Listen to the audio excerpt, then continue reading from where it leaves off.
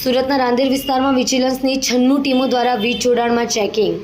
રાંદેર શહેર 1 અને 2 પેટા વિભાગીય કચેરી હેઠળ ચાલતા સુરત શહેરના રાંદેર વિસ્તારમાં વહેલી સવારથી GUVENL ગુજરાત ઉર્જા વિકાસ નિગમ લિમિટેડ અને DGVCL વિજિલન્સની 96 ચેકિંગ ટીમો દ્વારા વીજ જોડાણમાં ચેકિંગ હાથ ધરવામાં આવ્યું। ચેકિંગ દરમિયાન કુલ 4533 વીજ જોડાણ ચેક કરતા 177 વીજ જોડાણોમાં કુલ 2,47,70,500ની વીજ ચોરી થઈ હોવાનું જણાઈ આવ્યું છે।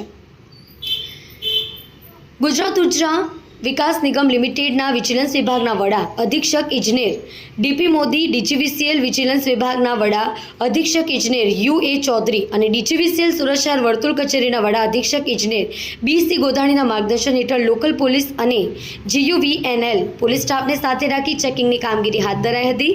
આ રેડ દરમિયાન મુખ્યત્વે મીટરના બોડી સીલ કાપીને મીટરના આંતરિક વાયરિંગ સાથે છેડા કરી તેમજ મેઇન સર્વિસમાં ટેપ કરી મીટર બાયપાસ અને ડાયરેક્ટ વીજ ચોરી કરવામાં આવતી હોવાનું જાણવા મળ્યું હતું।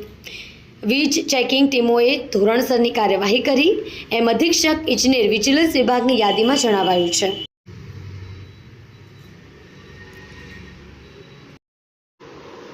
કલ્પેશ રાણા સાથે જોતા રહો ન્યૂઝ 9 ગુજરાતી।